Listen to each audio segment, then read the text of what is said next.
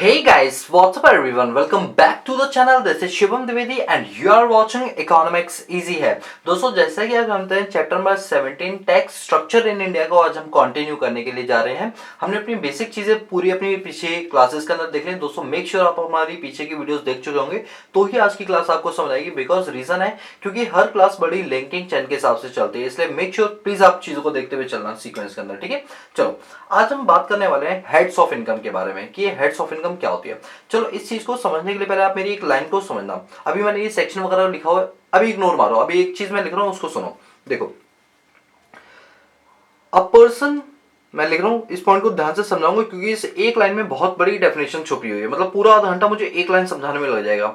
A person have unlimited, a person has unlimited source of income, source of income, but we have only, but we have only 5 heads of income, but we have only 5 heads of income in income tax।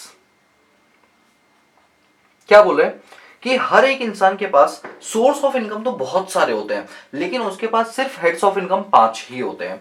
चलो मैं आपको बताता हूँ इस line का relevance क्या है। Relevance ये है कि जैसे आपने देखा होगा कि कई सारे ऐसे अमीर ज़्यादा होते हैं या जो इन्वेस्टर्स होते हैं क्या करते हैं कि वो जॉब भी कर रहे होते हैं, वो सैलरी इनकम भी कमा रहे होते हैं, उन्होंने नीचे शॉप भी खोल रखी होती है, उससे भी पैसा कमा रहे होते हैं, किराए पर मकान भी चढ़ा रखा होता है, उससे भी पैसा कमा रहे होते हैं। फिर वो क्या करते हैं, थोड़ी बहुत वो side by side income commission base पर वो काम कर लेते हैं, प्रॉपर्टीज को बेचकर वो भी कमा लेते हैं। इसके बाद फिर उनको क्या होता है, पेंशन वगैरह मिलती है, वहां से भी पैसा आता है। यानी एक इंसान के पैसा आने के कई सारे सोर्सेस हो सकते हैं, उसको आप काउंट नहीं कर सकते, यानी वो काउंटलेस होते हैं। कहीं से भी पैसा, जीवन जब तक आप जी रहे हो तब तक आप कई सारे मल्टीपल सोर्स से आप पैसा कमा सकते हो। लेकिन जब हम इनकम टैक्स में बात करते हैं तो सोर्स नहीं बल्कि हेड्स की बात करते हैं। तो उन सभी सोर्सेस को एक्यूमुलेट करके यानी जोड़ के हम सिर्फ बोलते हैं 5 हेड ऑफ इनकम होते हैं। यानी इन 5 के अलावा छठा हेड ऑफ इनकम होता ही नहीं है। क्या होता है, छठा हेड ऑफ इनकम होता ही नहीं है। चलो मैं आपको एक बात बताता हूं, एक इंसान अपने पूरे जीवन में कितने कितने सोर्स से पैसा कमा सकता है उसकी बात करेंगे और फिर मैं इसमें 5 हेड में उसको क्या कर दूंगा, डिवाइड कर दूंगा।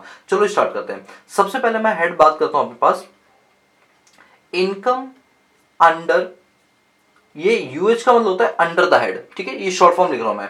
Income under the heads of salary, income under the heads of salary, ये सेक्शन है हमारा 15 से लेकर 17, सेक्शन 15 से लेकर 17 तक। अभी क्या बोलता है कि अगर मान लो आपको कोई सैलरी की इनकम हो रही है तो आपको उस पर क्या देना पड़ेगा, इनकम टैक्स देना पड़ेगा। लेकिन बात ये होती है कि सैलरी इनकम होती क्या आखिर। देखो याद रखना मेरी बात को हमेशा कि जब आपके बीच में एम्प्लॉय और एम्प्लॉयर का रिलेशनशिप हो, मैं रिपीट करूं, अगर आपके पास एम्प्लॉयर और एम्प्लॉय का रिलेशनशिप हो फिर आपको कोई भी अगर अमाउंट मिलता है तो वो आपके सैलरी हेड में टैक्स कर दिया जाता है। अब मैं आपको इसको समझाने के लिए एक एग्जांपल देता हूं, ध्यान से सुनना। वो एग्जांपल क्या है, इसके पेज के पीछे लिखता हूं जिससे कि आपको चीजें समझ आ जाए। दोस्तों अगर हमारे हैंडरिटन्स नोट्स आपको पसंद आते हैं हाथ से लिखे हुए तो आप बिल्कुल आप ये चीजें फ्री ऑफ कॉस्ट में ले सकते हो, आराम से इनका प्रिंट आउट निकाल के स्पाइरल करवा सकते हो और वो सारे के सारे नोट्स आपको मिलेंगे हमारे टेलीग्राम चैनल पे। और आपको वो टेलीग्राम चैनल ज्वाइन करना पड़ेगा, अदरवाइज आपको नोट्स नहीं मिल पाएंगे। और नोट्स बिल्कुल फ्री ऑफ कॉस्ट है, टेलीग्राम चैनल ज्वाइन करने पर भी कोई कीमत नहीं लगती है, हर चीज फ्री ऑफ कॉस्ट है, ठीक है। लिंक मैंने डिस्क्रिप्शन बॉक्स में दे रखा है और इनकेस कोई दिक्कत हो तो आप सीधा टाइप करना इकोनॉमिक्स इजी है टेलीग्राम पे, आपको हमारा चैनल मिल जाएगा लोगों के साथ, ठीक है। चलो अब मैं बात कर रहा हूं कि सैलरी इनकम क्या होती है, मैं बात कर रहा हूं कि सैलरी इनकम क्या होती है। देखो एक बंदा है जो कि आपका एम्प्लॉयर है जिसको हम बोलते हैं मालिक, और ये है हम लोग यानी एम्प्लॉय। अगर हमारे बीच में एम्प्लॉयर और एम्प्लॉय का रिलेशनशिप है तो इस केस में एम्प्लॉयर हमें जो भी पैसा देगा, जो भी पैसा देगा, चाहे वो पैसा हो चाहे काइंड हो, काइंड का मतलब पैसा देकर वो कोई चीज दे रहे हैं तो भी वो दोनों की दोनों चीजें क्या मान ली जाएंगी, सैलरी ही मान ली जाएंगी। क्या मान ली जाएंगी, सैलरी मान ली जाएगी। सर जैसे एक एम्प्लॉयर एक एम्प्लॉय जो है, एक एम्प्लॉयर एम्प्लॉय को मान लो महीने की सैलरी दे रहा है 20,000 रुपए, तो सर ये तो हमें समझ आ रहा है। लेकिन अगर उसने एम्प्लॉय को अपना एक मोबाइल फोन दे दिया तो क्या वो भी सैलरी है? जी हाँ दोस्तों, मार्केट प्राइस जो उसकी वैल्यू चलेगी वही उसकी सैलरी में काउंट कर ली जाएगी। सर मान लो उसने उसको बाइक दी तो बाइक भी क्या उसकी सैलरी होगी? हाँ दोस्तों, बाइक भी उसकी सैलरी होगी। आप मुझसे इतने सारे एग्जाम्पल मत पूछो, बस ये याद रखो सैलरी हेड में वो इनकम आती है जहां पर आपके बीच में रिलेशनशिप आ जाए। क्या आ जाए, रिलेशनशिप किसका, एम्प्लॉयर और एम्प्लॉय का। तो जो भी पैसा एम्प्लॉय एम्प्लॉयर या एम्प्लॉय को देगा, जो भी चीज एम्प्लॉयर एम्प्लॉय के द्वारा दी जाएगी वो हर चीज किस में डाल दी जाएगी, सैलरी हेड के अंदर डाल दी जाएगी। तो एक इंसान अगर वो जॉब कर रहा है और उसके एम्प्लॉयर से उसे कुछ भी बेनिफिट पहुंच रहा है, चाहे कोई फ्रिंज बेनिफिट हो, चाहे ग्रेचुटी हो, चाहे पेंशन हो, चाहे कमीशन हो, चाहे डीएनएस अलाउंस हो, चाहे हाउस रेंट अलाउंस हो, कोई भी एम्प्लॉयर या एम्प्लॉय से मिल रहा है पैसा, तो वो सारा का सारा किस में चला जाएगा, सैलरी हेड में चला जाएगा। यानी एक इंसान जब टैक्स देता है तो अपनी सैलरी के ऊपर भी टैक्स देता है, जो इसमें कवर होती है सेक्शन 15 से लेकर सेक्शन 17। क्या सर में सेक्शन याद करने नहीं करने, बस मैं लिख देता हूँ कि इन केस अगर एग्जाम में अगर आ गया तो आप थोड़ा भी अगर आपने एक बार भी रीड किया होगा तो आप समझ जाओगे कि हाँ ये हो सकता है, तुक्का आप लगा सकते हो, ठीक है। बाकी सेक्शन आप याद नहीं करना, लेकिन कुछ एक्स्ट्रा नॉलेज स्टूडेंट अगर करना चाहे तो बिल्कुल डेफिनेटली वो कर सकते हैं, ठीक है। दूसरा सोर्स होता है हमारा, दूसरा हेड होता है हमारा income under the heads of house property. Income under the heads of house property. और अगर हम इसके सेक्शन की बात करें तो ये सेक्शन हमारा कवर करता है सेक्शन 22 से लेकर 27 तक, 22 से लेकर 27 तक जो भी इनकम है उसको यहां पर लिख दो। अब ये क्या होता है, हाउस प्रॉपर्टी इनकम। जैसे मान लो आपने एक मकान बनाया, उस मकान को आपने किराए पर चढ़ाया, तो जो आपको रेंटल इनकम मिल रही है, आप उस प्रॉपर्टी के ऑनर होने चाहिए। और अगर आपको कोई रेंटल इनकम हो रही है तो वो इनकम किस में आ जाएगी, आपकी हाउस प्रॉपर्टी हेड के अंदर आ जाएगी। यानी अगर आपके बीच में एम्प्लॉयर और एम्प्लॉय का रिलेशनशिप है, फिर एम्प्लॉयर से आपको कुछ भी मिले तो वो आपका सैलरी हेड में आएगा। और यदि आपका अपना एक घर है और उस घर के आप ही मालिक हो और आपको क्या हो रही है, रेंटल इनकम मिल रही है, आपने उसको लेट आउट यानी किराए पर चढ़ा दिया, और किराए पर चढ़ा के आपको कोई भी इनकम अगर आपको हो रही है तो वो इनकम आपकी किस हेड में आ जाएगी, income under the head of house property head के अंदर आ जाएगी। तो इसमें सिर्फ और सिर्फ कौन सी इनकम आती है, रेंटल इनकम आती है। चलो तीसरा होता है हमारे पास income under the heads of, income under the heads of PGBP. इसका जो हमारा सेक्शन होता है वो होता है सेक्शन 28 से लेकर 44 डीबी। 44 डीबी सेक्शन याद नहीं करने, डोंट वरी।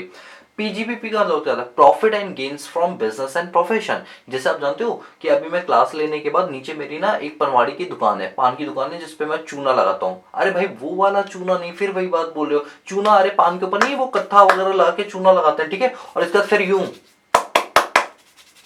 समझो मैं कर क्या रहा हूँ, ये सर गुटखा, अरे यार गुटखा, गुटखा नहीं भाई, गुटखा तो क्या होता है, शिखर की तरह से फाड़ो, उसमें जर्दा मिलाओ यूं यूं करके और फिर मुंह में डालो। मैं इसकी बात कर रहा हूँ, तंबाकू की बात कर रहा हूँ, ठीक है, तंबाकू की और सुट्टे की बात कर रहा हूँ। ये मेरी नीचे ना एक दुकान है, ठीक है। अब ये दुकान ना मैं इसी से जो भी इनकम कमाता हूँ इससे कमाता हूँ, यानी ये मेरा धंधा है। जो धंधे से हम पैसा कमाते हैं that is called be profit and gains from business profession, ठीक है। जो चीज मैं बेच रहा हूं that is my business. Like मैं एक चार्टर्ड अकाउंटेंट हूं, मैं अपनी सर्विसेज देता हूं, द्वारका सेक्टर 7 में मेरा अपना एक ऑफिस है।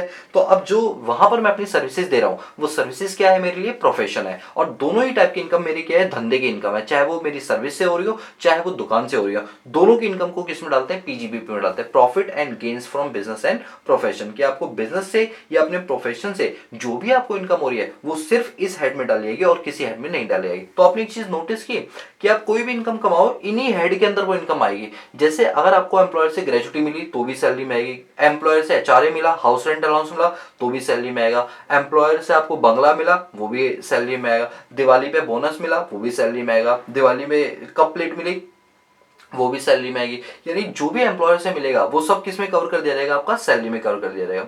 दूसरा बात करते हैं हाउस प्रॉपर्टी की। इसमें हमने क्या पढ़ा कि अगर आपने अपना मकान रेंट पर चढ़ा दिया, चाहे नीचे का छोटा सा जो कमरा होता है इसको चूहा बोलते हैं वो चढ़ा दिया, या ऊपर के फ्लोर चढ़ा दिए, उससे जो भी आपको रेंटल इनकम हो रही है या ना हाउस प्रॉपर्टी की रेंटल इनकम, आपने अपनी बाइक किराए पर चढ़ा दी, उससे जो इनकम हुई वो नहीं हाउस प्रॉपर्टी आएगी, सिर्फ प्रॉपर्टी के से जो आपको रेंटल इनकम हो रही है वो हाउस प्रॉपर्टी आएगी। सर मान लो हमारी ओला कार है, हम ओला कार को किराए पर चढ़ाते हैं, ठीक है, किराए पर चढ़ाते हैं मतलब चलाते हैं, तो ऐसे केस में क्या वो हाउस प्रॉपर्टी है, नहीं वो पीजीबी है, क्योंकि वो आपका एक क्या है, धंधा बन चुका है। तो जो भी आपका धंधा होता है वो किस में आता है, आपका पीजीबीपी के अंदर आता है, ठीक है। यानी profit and gains from business and profession, ठीक है। इसके बाद चौथा हेड इनकम होता है हमारा income under the heads of capital gains. क्या आता है, income under the heads of capital gain. इसका अगर हम सेक्शन बात करें तो ये सेक्शन आता है हमारा 45 टू 55A, ठीक है, ये यहां पर आ जाता है। अब कैपिटल गेन्स क्या होता है कि कि अगर आपके पास कोई फिक्स्ड एसेट्स है, वैसे मुझे कैपिटल एसेट्स बोलना चाहिए, अगर कोई कैपिटल एसेट्स है और उसको ट्रांसफर करते टाइम यानी बेचते टाइम आपको कोई गेन हो रहा है तो वो आपका कैपिटल गेन है। जैसे मान के चलो मेरे पास एक कार है, मुझे एक अच्छी कीमत वाला कोई ग्राहक मिल गया, मैंने उस कार को निकाल दिया, और कार को अच्छी कीमत पर निकालने का मतलब है प्रॉफिट में निकाल दिया। 10 लाख की कार थी, 12 लाख की बेच दी, तो जो 2 लाख रुपए मैंने एक्स्ट्रा कमा लिए वो क्या मेरा धंधा है? नहीं सर, वो तो काम आप ओकेजनली करते हो, डेली रूटीन पे थोड़ी करते हो। तो जो काम आप ओकेजनली यानी कभी कभार कर रहे हो तो वो गेन जो होगा वो आपका कैपिटल गेन होगा। लेकिन यही काम आपका रेगुलर बिजनेस में आएगा तो वो पीजीपी के अंदर आएगा। चलो मैं आपको एग्जांपल देता हूँ, क्योंकि बच्चे ना कंफ्यूज होते हैं पीजीपी और कैपिटल गेन के अंदर। देखो, अगर मैं प्रॉपर्टी डीलर वाला हूँ तो मैं प्रॉपर्टी डीलर में प्रॉपर्टी को डेली खरीदता बेचता हूँ। ये सर डेली मतलब महीने में कभी ना कभी आपको खरीदना बेचना तो पड़ता ही होगा। तो क्योंकि वो मेरी खरीद बेच डेली का काम है, यानी वो ओकेजनली नहीं है, वो रेगुलर काम है, तो उससे जो मुझे इनकम होगी वो जाएगी पीजीबीपी के अंदर, profit and gains from business and profession में जाएगी। और यदि जैसे हम लोग अपनी बात करते हैं कि हम लोग प्रॉपर्टी डीलर वाले नहीं, हम तो अगर अपनी प्रॉपर्टी बेचते हैं तो वो जरूरी होगा तो ही बेच रहे होंगे, वरना नहीं बेचते हम। यानी हमारा मकसद क्या होता है कि कोई ना कोई इन्वेस्टमेंट पर्पज होता है, यानी हमारा मेन धंधा नहीं होता प्रॉपर्टी को बेचने का। तो अगर कभी कभी हमने प्रॉपर्टी बेची और पैसा कमा लिया तो हमारा पीजीपी में जाके किस में जाएगा? कैपिटल गेन्स के अंदर जाएगा। यानी कोई कैपिटल एसेट्स को अगर आपने सेल करके कोई प्रॉफिट अर्न कर लिया है तो वो आपका किस हेड में जाएगा? आपका कैपिटल गेन वाले हेड के अंदर जाएगा। तो सर क्या हम बोल सकते हैं पीजीपी जो है वो रेगुलर बिजनेस से होने वाली इनकम है और कैपिटल गेन ओकेजनली बिजनेस से होने वाली इनकम है, जो ओकेजनली कभी कभी हो जाती है। जी हाँ दोस्तों, जैसे कि मान के चलो मुझे पता चला कि मेरे पास ना यामा वाली बाइक है जो बहुत पुरानी जमाने में चलती थी। अब पता चला है कि लोग उसको ना शौकिया तौर पे खरीदना चाहते घर पे रखने के लिए। तो वो बाइक मैंने खरीदी थी उस टाइम पर 30,000 की, लेकिन अब वो बाइक 3-3 लाख रुपए में बिक रही है। मैंने 3 लाख में बेच दी। तो 30,000 की बाइक 3 लाख में बेची, यानी 2,70,000 में बेची है। क्या मेरे बेचने का धंधा है? क्या मेरी कोई एजेंसी है? नहीं। तो वो क्या है? मेरे लिए कैपिटल गेन है। लेकिन मेरी बाइक की एजेंसी, मैं बाइक ही बेचने का काम करता हूँ, तो वो क्या है? मेरा पीजीपी। यानी कोई चीज अगर आपकी रेगुलर बिजनेस है तो वो पीजीपी में जाएगा, और रेगुलर बिजनेस नहीं है, ओकेजनल बिजनेस है, कभी कभी बिक जाती है, तो वो आपकी कैपिटल गेन है। ठीक है, इसके बाद आएगा आपका लास्ट, यानी 5 ही हेड होते हैं। फिफ्थ हेड आपका income under the heads of other sources. क्या? Income under the heads of other sources. अब इसका जो सेक्शन होता है वो हमारा होता है सेक्शन 56 टू 59। ठीक है, अब ये अदर सोर्स क्या होता है? इसको बोलते हैं रेसिडुअरी हेड ऑफ इनकम। जो ऊपर के 4 हेड्स में नहीं है वो सारा का सारा कहां चला जाएगा? अदर सोर्सेस में चला जाएगा। भाई साहब मैं इनकम टैक्स की बात कर रहा हूँ। इनकम टैक्स में क्या होगा? अगर मान लो किसी एसएससी से बोला गया भाई इनकम टैक्स दो, तो अपनी इनकम को एक एक करके लिखेगा तो बड़ी लिस्ट नहीं बन जाएगी। तो लिस्ट को कॉम्प्रिहेंसिव छोटा करने के लिए हमने 5 हेड्स बना दिए और कहा जितनी भी इनकम है वो इन्हीं 5 हेड में डाल दो। अब जो इन 4 हेड में नहीं आई है वो बचा कुचा सब किस में डाल दो? अदर सोर्स में डाल दो। यानी जो बच गया सब अदर सोर्स। जैसे मैंने बैंक में एफडी कराई और एफडी से मुझे क्या मिल रहा है? इंटरेस्ट मिल रही है। तो जो मुझे इंटरेस्ट इनकम हुई है, क्या वो मेरी सैलरी है? क्या वो एम्प्लॉयर एम्प्लॉय ने दी? नहीं। क्या वो रेंट इनकम है? नहीं। क्या वो मेरा धंधा है? नहीं। क्या वो कभी कभी करता हूं? नहीं। तो ये मेरा क्या है? Other sources. तो जो मेरी इंटरेस्ट इनकम हुई वो कहां चली आएगी? आपके अदर सोर्स में चली आएगी। बोलो क्लियर हुआ? इंटरेस्ट इनकम कहां चली गई? अदर सोर्स में। मान लो मैंने कोई प्रॉपर्टी बेची और मेरा काम नहीं था बट मैंने बिचवा दी और मुझे छोटा सा कमीशन मिल गया, तो वो कमीशन कोई पीजीपी थोड़ी, मैं धंधा थोड़ी कर रहा हूँ, कमीशन बेस पर काम थोड़ी कर रहा हूँ, एजेंट थोड़ी हूँ। तो वो कहां चला जाएगा? आपका अदर सोर्स में चला जाएगा। और कोई मेरी चीज नहीं थी जो कैपिटल गेन हो, वो तो मैंने किसी और की प्रॉपर्टी बिकवा दी, ग्राहक ढूंढवा दिया, तो वो मेरी अदर सोर्स में चलेगी। यानी जो इन 4 में नहीं आएगी वो किस में चलेगी? अदर सोर्स में। तभी मैंने यहाँ पर बोला कि एक इंसान की अनलिमिटेड सोर्स ऑफ इनकम हो सकती है, यानी वो एक नहीं बल्कि 50 जगहों से इनकम कमा सकता है। लेकिन जब इनकम टैक्स की बात करते हैं तो इनकम टैक्स में हम इसको क्या बोलते हैं? अपने पास इनकम टैक्स में हमारे पास सिर्फ और सिर्फ हमारे पास 5 हेड्स ऑफ इनकम ही हमारे पास होती है। ठीक है, उसके अलावा हम यहाँ पर और कुछ नहीं करते हैं। मतलब हम एक इंसान के पास अनलिमिटेड सोर्स ऑफ इनकम हो सकती है और अनलिमिटेड सोर्स ऑफ इनकम हो सकती है, बट हमारे पास सिर्फ 5 हेड्स ऑफ इनकम होती है। ठीक है, तो आपको ये चीज समझ आएगी कि हाँ क्या होती है। ठीक है, तो आई होप आपको यहां तक तो कोई डाउट नहीं होगा। ठीक है, तो क्या ये लाइन आपको समझ आई कि एक इंसान के पास अनलिमिटेड सोर्स हो सकता है but heads of income income tax की नजरों में सिर्फ 5 होती है। आप कोई भी इनकम बताओ मुझे, मैं इन 5 में कहीं ना कहीं सेट करवा दूं। कोई भी इनकम बताओ। सर स्मगलिंग, भाई स्मगलिंग करते हो पहले तो तुम बताओगे नहीं, और फिर भी तो तुमने बता दी, तो भाई अगर आपका धंधा है तो पीजीपी में आ जाएगा। भाई इनकम टैक्स ना लीगल और इलीगल दोनों दोनों पर लगता है। बाद में पकड़ के तिहाड़ जेल में डाल देंगे वो बात अलग है, लेकिन लीगल और इलीगल दोनों ही टाइप की जो इनकम होती है उस पर क्या लगता है? आपका टैक्स लगता है। बोलो क्लियर हुआ? ये सर बिल्कुल डेफिनेटली। सर एक बात बताओ, जैसे बिग बॉस चलते हैं, बिग बॉस से कोई पर्सन इनकम कमा रहा है तो वो किस में आएगा? जैसे सिद्धार्थ शुक्ला थे, उन्होंने जो बिग बॉस से इनकम कमाई थी फर्स्ट विनर थे, तो वो कौन से हेड में आएगा? तो भाई क्या वो एम्प्लॉयर एम्प्लॉय का रिलेशनशिप है? क्या बिग बॉस उसका एम्प्लॉयर है? नहीं सर, तो सैलरी में नहीं है। क्या वो बिग बॉस का रेंटल इनकम है? सर हाउस प्रॉपर्टी में भी नहीं है। क्या धंधा है उसका, हर सीजन में आता है? नहीं सर, पीजीपी भी नहीं होगा। क्या वो बिग बॉस के घर को बेचकर कुछ पैसा कमा रहा है, कैपिटल? नहीं सर। तो किस में आएगा? अदर सोर्स में आएगा। लेकिन यही मैं सलमान खान की बात करता हूँ, सलमान खान हर सीजन को होस्ट करते हैं और एक सीजन के वो 35 करोड़ रुपीज चार्ज करते हैं एक सीजन के, यानी एक सीजन यानी एक बार वो सामने आते हैं 35 करोड़ रुपए बिग बॉस वालों से ले लेते हैं। और ऐसे आप देख लो उनके 12-18 सीजन होते हैं, ठीक है। तो अब एक बात बताओ, ये सलमान खान को जो पैसा मिला वो कौन से हेड में आएगा? क्या वो एम्प्लॉयर एम्प्लॉय का रिलेशनशिप? नहीं भाई, सलमान खान तो अपनी ब्रांड वैल्यू का ले रहा है, तो यानी वो अपना पीजीबी, वो उसका धंधा है, शो में आना उसका धंधा है, वो अपनी क्या कर रहा है, जो उसके पास कला है उसको प्रदर्शनी कर रहा है एक तरह से, तो वो उसका पीजीपी में आएगा। बोलो क्लियर हो? अब तो मैंने इतने सारे एग्जांपल दे दिए, अब आप सेट कर लेना कौन सी इनकम कहां पर आती है, ठीक है। जब हम इन सारी की सारी इनकम्स को जोड़ देते हैं तो हम इसको अपने पास नाम देते हैं टोटल हेड्स ऑफ इनकम। क्या नाम देते हैं? Total heads of income. यानी यहां पर हमने जितने भी हेड्स है उनका क्या कर लिया? टोटल कर लिया। अब क्या होता है, कुछ लोग ना बड़े शातिर दिमाग के होते हैं, वो क्या करते हैं, अपनी इनकम टैक्स की लायबिलिटी को कम करने के लिए अपनी इनकम को अपनी वाइफ के नाम कर देते हैं, या अपने बच्चों के नाम कर देते हैं, या अपने पेरेंट्स के नाम कर देते हैं, ताकि टैक्स का बर्डन उनके ऊपर से कम हो जाए। एक तरह से कह सकते हो टैक्स इवेजन। इवेजन मतलब होता है चोरी करना। इनकम टैक्स वालों ने कहा है कि ऐसे केस में अगर आपकी ने अपनी इनकम को कहीं और शिफ्ट कर दिया है तो ऐसे में दूसरे की इनकम को भी आपकी इनकम में जोड़ दिया जाएगा, और इसको हम बोलते हैं क्लबिंग ऑफ इनकम। क्या बोलते हैं? Clubbing of income. ठीक है, ज्यादा डिटेल में नहीं जाना क्योंकि हमें कोई सीए नहीं बनना है यहाँ पर, ठीक है। तो क्लबिंग ऑफ इनकम जो है ये हमारा सेक्शन नंबर 60 से लेकर 65 तक के सेक्शंस होते हैं जो क्लबिंग ऑफ इनकम को डील करते हैं। यानी हमारी इन 5 हेड की इनकम के अलावा भी एक और इनकम जोड़ दी जाती है जिसको बोलते हैं क्लबिंग ऑफ इनकम। यानी किसी दूसरे की इनकम को भी हमारी इनकम में, क्लब मतलब होता है जोड़ देना, हमारी इनकम में जोड़ दिया जाता है, क्योंकि कहीं ना कहीं हमारा मकसद था टैक्स की चोरी करना। इस वजह से हमने अपनी इनकम को अपनी इनकम ना दिखा के उसकी इनकम दिखा दी और बाद में गवर्नमेंट ने आप ही की इनकम में वो क्या कर दी? जोड़ दी।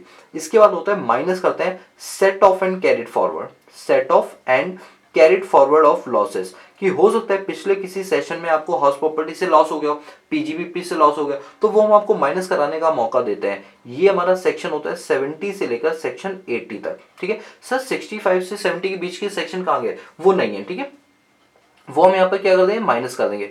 अब जो हमारे पास इनकम आएगी इसको हम बोलते हैं ग्रॉस टोटल इनकम। क्या बोलते हैं इसको? ग्रॉस टोटल इनकम बोलते हैं, शॉर्ट में उसको ना जीटीआई बोलते हैं। क्या बोलते हैं? जीटीआई बोलते हैं।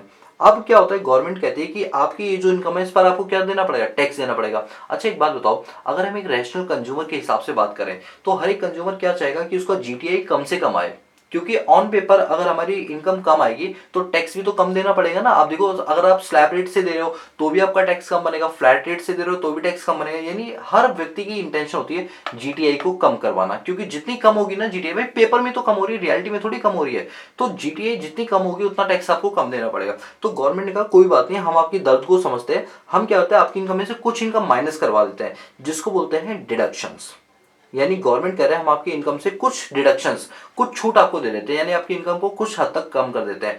किस सेक्शन में करेंगे? Under section 80C to 80U। 80C से लेकर 80U तक हमने कुछ सेक्शंस बना रखे हैं। अगर आप इन जगहों पर पैसा अपना इन्वेस्ट करते हो तो हम आपकी इनकम को उतने लेवल से क्या कर देंगे? कम करवा देंगे, और आपकी इनकम कम आएगी, फिर आपका टैक्स लायबिलिटी भी क्या बनेगा? कम बनेगा। मेरी बात को समझ पा रहे हो? सर ये डिडक्शन 80C टू 80U क्या होती है? जैसे मान लो आपने एलआईसी में पैसा लगाया तो जितना प्रीमियम हर साल पे करते हो वो आपकी जीटीआई से माइनस करवा दिया जाएगा। आप हेल्थ इंश्योरेंस लेते हो सेक्शन 80D के अंदर, वो माइनस करवा दिया जाएगा। आपने ई रिक्शा के लिए लोन लिया हुआ तो 80EE के अंदर हम आपको माफी दे देंगे। आपने हाउस बनवाने के लिए लोन लिया हुआ है तो उसकी प्रिंसिपल अमाउंट या इंटरेस्ट पर हम आपकी डिडक्शन दे देंगे 80EEA के अंदर। इसी तरह से आपको सेविंग बैंक अकाउंट से इंटरेस्ट इनकम हो रही है उसकी डिडक्शन दे देंगे 80TTA के अंदर। अगर आप सीनियर सिटीजन हो, सेविंग बैंक अकाउंट से आपको इंटरेस्ट आए तो 80TTB के अंदर डिडक्शन दे दें। मतलब ऐसे मल्टीपल टाइप की डिडक्शन होती है जो 80C से लेकर 80U तक कवर होती है। अगर आपने इन जगहों पर पैसा खर्च किया तो गवर्नमेंट कहती है आपने जितना खर्च किया या जितना इनकम हो रही है वो हम आपकी जीटीआई से क्या कर देंगे? माइनस कर देंगे, क्योंकि आपने बहुत अच्छा काम किया, अपनी इनकम को उन जगहों पर लाई जिससे देश की इकोनॉमी जो है वो सर्कुलेट होती रहे। अब आप बताओ LIC आपने ले रखी है, आपने जितने की LIC प्रीमियम भरे हो, अल्टीमेटली आप जैसे जितने लोगों को LIC में जितना प्रीमियम भरे हो उतने LIC का पैसा आ रहा है, वो उस पैसे को गवर्नमेंट को दे रही है, गवर्नमेंट बड़े बड़े प्रोजेक्ट के अंदर उस पैसे को इन्वेस्ट कर रही है। तो गवर्नमेंट चाहती है आप ऐसी जगह इन्वेस्ट करो जिससे गवर्नमेंट को फायदा पहुंचे। तो अगर क्योंकि गवर्नमेंट को फायदा पहुंचेगा तो गवर्नमेंट आपकी GTI क्या कर देगी, कम कर देगी, जिससे आपकी टैक्स लायबिलिटी भी क्या बने, कम बने। इसको बोलते हैं deduction under section 80C to 80U। इसकी जो प्रोविजंस है वो सेक्शन 80C से लेकर 80U तक यहाँ पर दे रखे हैं। इसके बाद जो हमारे पास इनकम आती है इसको हम अपने पास बोलते हैं नेट टोटल इनकम। क्या बोलते हैं अपने पास, नेट टोटल इनकम, यानी शॉर्ट में इसको बोलते हैं NTI। और यही वो NTI होती है जिस पर हमें क्या देना पड़ता है, अपने पास टैक्स देना पड़ता है। क्या देना पड़ता है, टैक्स देना पड़ता है। यानी जब हम बात करते हैं ना टैक्स देने की, देखो हमने पिछली 2 क्लासेस के अंदर ये सीखा टैक्स कैसे निकालते हैं, लेकिन टैक्स किस पर निकालते हैं। जैसे कोई रेट होता है 5%, 10%, 20%, तो जिससे मल्टीप्लाई करते हैं वो वाली वैल्यू हमने निकालनी सीखी, जिसको बोलते हैं नेट टोटल इनकम। क्या बोलते हैं, नेट टोटल इनकम यानी NTI। कैसे निकाला एक बार फिर से पढ़ते हैं। अच्छा, ये पूरा प्रोसीजर कहां दे रखा है, सेक्शन नंबर 14 में दे रखा है, टोटल हेड्स ऑफ इनकम। इसको याद करने की मैं ट्रिक बताता हूं। जैसे 5 हेड्स ऑफ इनकम होता है, 1 + 4 = 5 हेड्स ऑफ इनकम, ऐसे याद कर लो। Section 14 1 + 4 = 5 heads of income. एक व्यक्ति की अनलिमिटेड सोर्स ऑफ इनकम हो सकती है, लेकिन उसकी हेड्स ऑफ इनकम सिर्फ और सिर्फ कितनी होती है, 5 होती है। कौन कौन सी, income under the head of salary, plus income under the head of house property, plus income under the head of PGBP, plus income under the head of capital gain, plus income under the head of other sources. पांचों को जोड़ देते हैं तो हमारे पास आ जाता है total heads of income. इसके अंदर हम कुछ ऐसी इनकम जोड़ देते हैं जो आपकी इनकम नहीं है, किसी और की इनकम है, लेकिन आपने चोरी करने के पर्पज से ऐसी ट्रांजेक्शन की, इस वजह से हम ये आप ही की इनकम में जोड़ देंगे। That is called be clubbing of income. और कुछ आपके लॉसेस हुए थे वो हम आपके माइनस करवा देंगे, क्योंकि इनकम के साथ साथ कभी कभी इंसान को लॉस भी हो जाता है, तो गवर्नमेंट इस दर्द को समझती है और आपके उस लॉसेस को माइनस करवा के आपकी इनकम को कम करवा देती है। और जब हम माइनस करते हैं तो आ जाता है हमारे पास ग्रॉस टोटल इनकम, उसमें से लेस करते हैं हम डिडक्शन। गवर्नमेंट कहती है इन जगहों पर इन्वेस्टमेंट करोगे तो हम आपकी इनकम को कम करवा देंगे, यानी डिडक्शंस दे देंगे। और फिर आपका आ जाता है नेट टोटल इनकम, जिसको हम बोलते हैं NTI। और इसी NTI पे चाहे अब देखेंगे कि स्लैब रेट लगे या फ्लैट रेट लगे, जो भी लगे वो रेट के हिसाब से हम आपका क्या कर देंगे, टैक्स यहाँ पर चार्ज कर देंगे। और इस तरीके से यहाँ पर इनकम टैक्स की कॉम्प्यूटेशन की जाती है। और ये मैं आपको सेक्शन 14 पढ़ा दिया, टोटल हेड्स ऑफ इनकम वाला। बोलो ये पॉइंट समझ आए, यहाँ तक तो आई थिंक कोई दिक्कत नहीं होगी। इससे आपकी ना जो टैक्सेशन के लेकर नॉलेज है वो काफी ज्यादा इनहांस हो गई होगी। अब जब हम बुक से पढ़ेंगे तो चीजें हमें देखना कितनी ज्यादा आसान लगेंगी। और वादा है मेरा, बुक से एक एक लाइन को इतना इजी करवा दूंगा कि आपको कहीं कोई दिक्कत आने की चांस ही नहीं उठता है। ठीक है, चलो तो आज के सेशन के लिए हम इतना ही रख लेते हैं। और दोस्तों मैं बता दूं, अगर आप हमारे हैंड रिटन नोट्स लेना चाहते हैं तो डेफिनेटली आप ले सकते हैं फ्री ऑफ कॉस्ट हमारे टेलीग्राम चैनल को ज्वाइन करके, लिंक दिया हुआ डिस्क्रिप्शन बॉक्स में। और जितनी चीजें हम पढ़ रहे हैं दोस्तों, अगर आपने इसका करंट अफेयर नहीं किया तो सारी बात बेकार हो जाए। और करंट अफेयर के लिए हमारा दूसरा चैनल है इंस्पायर्ड इकोनॉमिक्स, उसको सब्सक्राइब कर लो। डेली बेसिस पर हम उसमें हिंदू न्यूज़पेपर का एनालिसिस करते हैं, जिससे आपके सारे के सारे करंट अफेयर हो जाते हैं। और UPSC या किसी भी स्टेट लेवल के एग्जाम के अंदर करंट अफेयर एक बहुत ही इंपॉर्टेंट रोल प्ले करता है। तो मेक श्योर आप चैनल को सब्सक्राइब कर लो, और डेली बेसिस पर वहां भी वीडियोस आती हैं तो उसका भी आप फायदा उठा सकते हो। So guys that's all about this lecture series. So guys, if you like the video, give a big thumbs up and subscribe the channel and press the bell icon so that you notify all the time when I post new video on this YouTube channel. बाकी मिलते हैं next class में, तब तक के लिए peace out.